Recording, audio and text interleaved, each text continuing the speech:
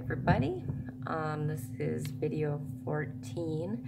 I want to take a moment to shout out to one of the people who has been a very supportive viewer and bought me a tripod so we don't have to suffer through any more shaky camera work. You know who you are. Thank you so much.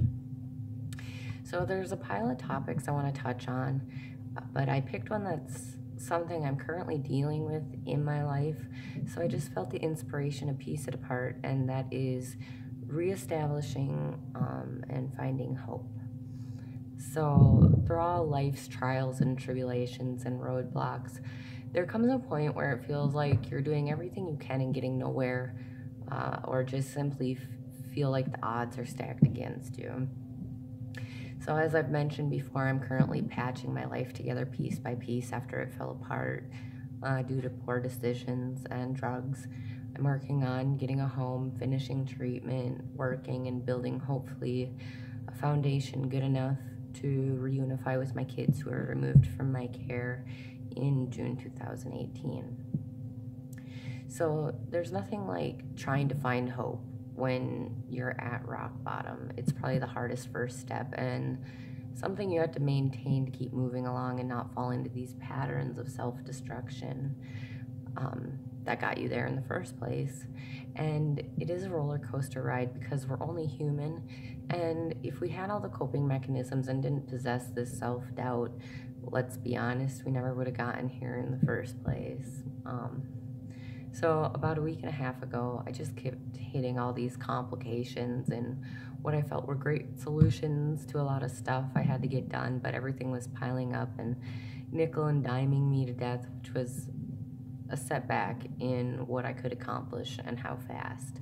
But also just circumstances that would cause this or that to fall through.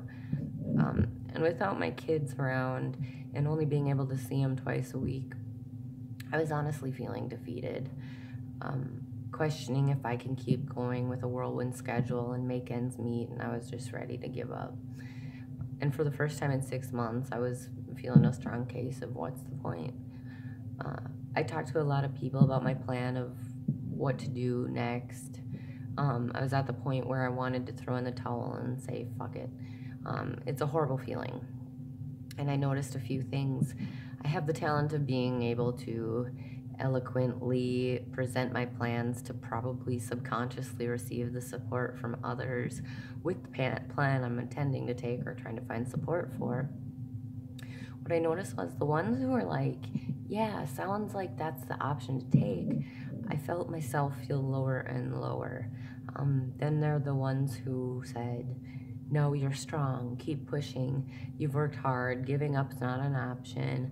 I started naturally gravitating towards these people and pushing away the ones who were trying to be supportive, they were just trying to be supportive of what I was presenting that I felt I needed to do.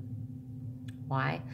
To me, this illuminates the idea that when you need hope or just maintaining a determined mindset, it's okay to reach out to others when your batteries are drained. But the people that help the most are the ones who are going to say, no, you can't quit, because they believe in you. Subconsciously, this communicates they believe you possess the tools to overcome the complications. Even if the people who are just trying to be supportive agree with you that you should stop your push forward despite hardships, make you feel like they don't believe you can do it, even though that's not their intent. When I see a friend struggling, I like to stay determined. I get sad, and I myself want them to keep pushing, even if it's a tumultuous task, because it's going to be worth it in the end. And if you quit trying, there's no chance to succeed. The other things I realized were extremely helpful reestablishing my hope was brainstorming ideas and envisioning what I want and how to get it. So just adding little extra goals, like maybe one thing for self-improvement. I don't want to, but maybe I better stop smoking cigarettes. I enjoy smoking ultimately, but it's a malignance on my life in every way, shape, and form. And to quit's an irritating necessity, but it helps distract from the other complications weighing me down that I can't do anything about right at this moment. It's amazingly helpful sometimes if you've done everything you possibly can do with a larger goal that's more long term. If at this moment everything's done that you can possibly do right now and today, take a smaller, easier goal, to keep your mind busy so you don't find yourself sliding down this slippery slope of doubt, and it will help reaffirm yourself through accomplishment. Even if it's something, as silly as organize your desk or check the oil in your car, it's going to help decompress that list of things weighing you down. In 2 days, it will effectively be 6 months since I've touched meth. My mindset on sobriety was ironclad until I started feeling the waning of my hope. The absence of hope just leaves the door open for self-destruction to come strolling in, essentially. And I was really surprised that I felt that, because in my logical mind, there's literally no reason to go back to one of the main destructive forces in my life.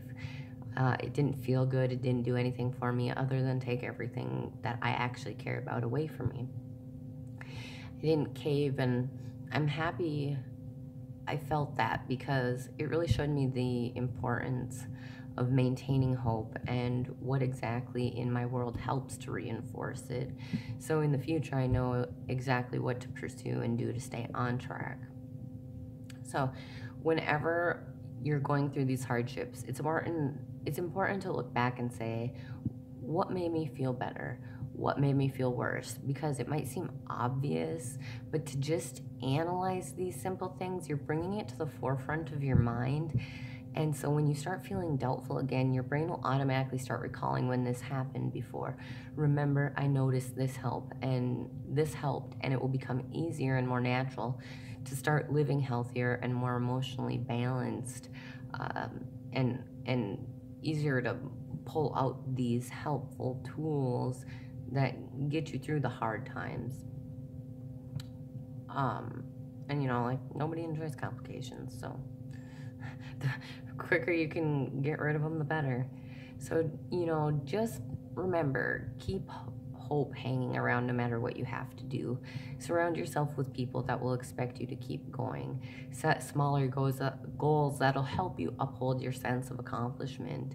Identify the things in your life that motivate you and keep you focused on your goals. Because at the end of the day, the biggest catalyst in our success or failure is how much we cling to hope. As always, thank you for watching. I appreciate the support and feedback. Please like and share if you can, and don't forget to subscribe to my YouTube channel. I love you all. Good night.